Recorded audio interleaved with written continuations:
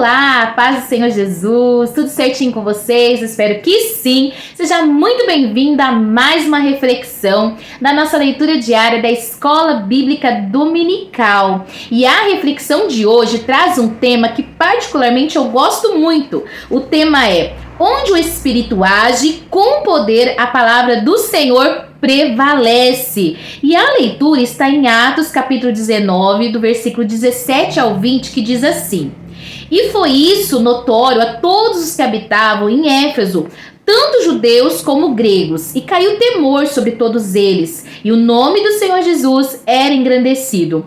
Muitos do que tinham crido vinham confessando e publicando seus feitos. Assim, a palavra do Senhor crescia poderosamente e prevalecia. Meus irmãos, que leitura maravilhosa a de hoje! E vamos falar um pouquinho sobre ela. Então, meus irmãos, pensando sobre o tema que é, onde o Espírito age com poder, a palavra do Senhor prevalece, eu quero começar com uma pergunta para nós hoje. Como sabemos que estamos diante de um avivamento verdadeiro? Será pelo barulho? Será pela quantidade de pessoas? Pelas manifestações? Pela emoção de um culto? Porque a emoção, meus irmãos, pode fazer parte, sim, de uma experiência com Deus. Nós não precisamos ter medo das emoções. Elas são naturais do ser humano. Mas a Bíblia, meus irmãos, vai nos mostrar que existe algo ainda mais profundo. Quando o Espírito Santo realmente age, alguma coisa precisa mudar na nossa vida. Precisa mudar a nossa mente, o nosso coração, o nosso comportamento. Precisa mudar a nossa maneira de viver. Quando o avivamento verdadeiro acontece, ele não termina no culto. O verdadeiro avivamento, ele continua quando nós voltamos para casa. E é exatamente isso, meus irmãos, que aconteceu na nossa leitura bíblica, né? Então nós lemos aqui Lucas, ele descrevendo esse momento de avivamento ali na cidade de Éfeso. E o que aconteceu depois de tudo isso? Muitos daqueles que praticavam magia trouxeram seus livros e os queimaram publicamente. Lucas registra que o valor daqueles livros chegava a quase 50 mil peças de prata. E nós não estamos falando aqui, meus irmãos, de um pequeno valor, não, mas é uma grande soma de dinheiro. E eles estavam abrindo mão desse valor financeiro porque haviam entendido que aquilo já não combinavam com o que estavam vivendo em Cristo. Então, meus irmãos, Lucas, que é o autor de Atos, ele resume tudo isso em apenas uma frase: assim a palavra do Senhor crescia poderosamente e prevalecia. Perceba uma coisa, Lucas não diz e a fama de Paulo prevalecia. Não. Ele não diz que o movimento de Paulo prevalecia. O que é que ele diz, meus irmãos? Ele diz que a palavra do Senhor crescia e prevalecia. Meu irmão, minha irmã, quando o Espírito Santo, ele age verdadeiramente, ele ocupa o seu lugar, Jesus é glorificado e a palavra ganha espaço. Aqui está algo muito importante para nós. O Espírito Santo, ele nunca compete com a palavra que ele mesmo inspirou. O Espírito, ele não nos afasta das Escrituras, meus irmãos. Ele nos conduz à verdade, nos conduz às Escrituras. Por isso, uma igreja cheia do Espírito, ela precisa também ser uma igreja cheia de palavra. Uma família cheia do Espírito Santo precisa obedecer a palavra. Um cristão cheio do Espírito Santo, ele precisa amar e obedecer a palavra. E pensando sobre isso, eu me lembro de um avivamento que aconteceu em janeiro de 1907, lá na Península Coreana. É um território que hoje pertence à Coreia do Norte. Aconteceu, meus irmãos, um dos episódios muito conhecidos na história do cristianismo. Durante reuniões de estudo bíblico e oração, um líder coreano chamado Kim Sung-jun confessou publicamente um pecado. E aquilo desencadeou algo impressionante naquela igreja. Outras pessoas começaram a reconhecer os seus próprios pecados. Houve choro, houve oração, houve confissão. Mas sabe o que mais me chama a atenção nessa história de avivamento? Não ficou somente no choro e na emoção. Não, as pessoas começaram a procurar aqueles que haviam prejudicado. Então, dinheiro roubado começou a ser devolvido, objetos afetos foram restituídos, relacionamentos que outrora estavam quebrados foram acertados, consertados, pessoas pediram perdão umas às outras, práticas incompatíveis com a fé cristã começaram a ser abandonadas. E isso é tão importante que os registros históricos do movimento destacam justamente essa característica. O arrependimento produziu reparação concreta. Agora, meus irmãos, veja que interessante. Isso que eu estou contando aconteceu em 1907 na Coreia. E a nossa leitura aconteceu 19 séculos antes.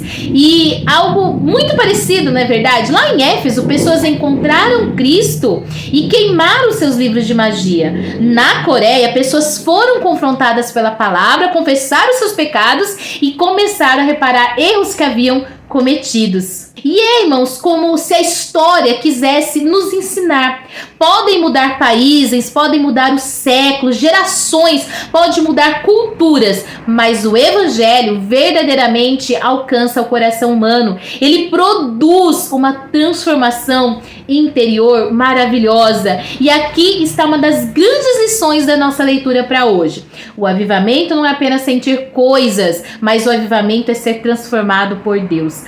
É muito fácil, meus irmãos, chorar dentro da igreja, dentro do culto, mas o difícil é sair da igreja e pedir perdão. É muito fácil levantar as nossas mãos durante o louvor, mas é difícil essas mesmas mãos devolver aquilo que não nos pertence. É fácil dizer, Senhor, muda a minha vida, mas difícil, meus irmãos, é permitir que Deus toque justamente naquela área que nós não queremos entregar. E talvez seja exatamente aí que esteja a diferença entre comoção e transformação.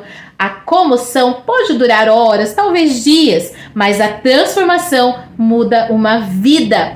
Lembra da história de Zaqueu? Quando Jesus entrou na vida de Zaqueu, algo extraordinário aconteceu. Ele mudou completamente a sua vida e resolveu devolver tudo o que havia roubado e até 4 vezes mais. Percebe, meus irmãos, o padrão bíblico? Quando Cristo entra, alguma coisa muda. Quando a palavra prevalece, alguma coisa precisa perder espaço. E aqui eu quero trazer para a nossa vida. Talvez nós não tenhamos livros de magia para queimar, né? Eu espero que não. Mas talvez não tenhamos objetos para destruir, como aconteceu em alguns momentos daquele avivamento da Coreia. Mas, meus irmãos, todos nós precisamos perguntar: existe alguma coisa dentro de mim que a palavra de Deus está me confrontando e que eu ainda estou tentando preservar? Talvez seja um ressentimento, talvez seja uma falta de perdão, talvez uma mentira que acabou tornando-se verdade, talvez seja uma prática que eu preciso abandonar, talvez seja um relacionamento que precisa ser consertado. Talvez Deus esteja pedindo que você procure alguém e diga que errou e precisa do perdão daquela pessoa.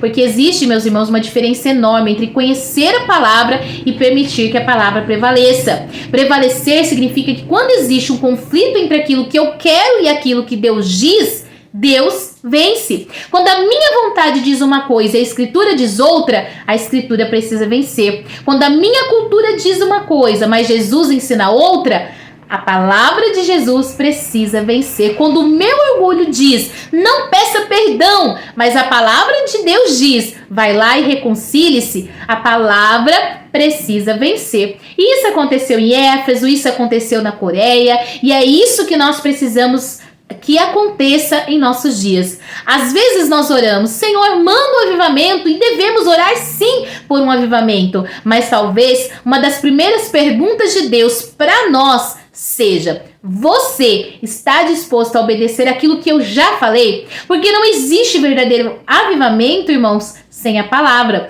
Não existe verdadeiro avivamento sem arrependimento. E não existe verdadeiro arrependimento sem uma mudança completa. É por isso que eu gosto tanto da última frase da nossa leitura. E a cidade de Éfeso foi impactada porque a palavra de Deus avançou, cresceu e prevaleceu. Que coisa, meus irmãos, extraordinária! Se isso pudesse ser dito sobre a nossa geração. Que coisa maravilhosa seria se isso pudesse ser dito sobre as nossas igrejas, nossas casas, nossos filhos, nossa família e principalmente sobre a nossa vida. Se alguém pudesse olhar para a nossa vida daqui a algum tempo e dizer: alguma coisa aconteceu com essa pessoa. Ela continua enfrentando problemas, lutas, ela continua sendo humana, mas a maneira dela de falar mudou, a maneira de tratar as pessoas mudou e as prioridades também mudaram, escolhas mudaram. Por quê? Porque quando o Espírito Santo trabalha através da palavra, ele não produz apenas momentos inesquecíveis. O que ele produz? Vidas transformadas. Então, meus irmãos, minhas irmãs, eu quero terminar a reflexão de hoje com apenas uma pergunta. E não responda rapidamente, pense nela durante o seu dia. Se a palavra de Deus realmente prevalece em todas as áreas da minha vida, o que eu preciso mudar hoje? Então, que a nossa oração hoje seja que o Senhor não permita que nós apenas conhecemos a sua palavra, que o Senhor não permita que a gente apenas escute a palavra, mas que ela prevaleça dentro de nós, que o Espírito Santo de Deus produza na nossa vida um arrependimento verdadeiro, uma fé genuína e uma vida transformada, em que as pessoas possam perceber essa transformação, porque onde o Espírito age com poder, Jesus é engrandecido, onde o Espírito age com poder, vidas são transformadas, onde o Espírito age com poder, a palavra permanece e prevalece. Que Deus abençoe você e sua família, e que a palavra que nós estudamos não fique apenas na nossa mente, mas transforme toda a nossa maneira de viver. Eu vou ficando por aqui, o vídeo vai ficando por aqui. Não se esqueça de curtir, compartilhar com alguma pessoa que precisa ouvir essa mensagem também. E que o Espírito Santo continue falando ao meu e seu coração. A graça e a paz do Senhor Jesus.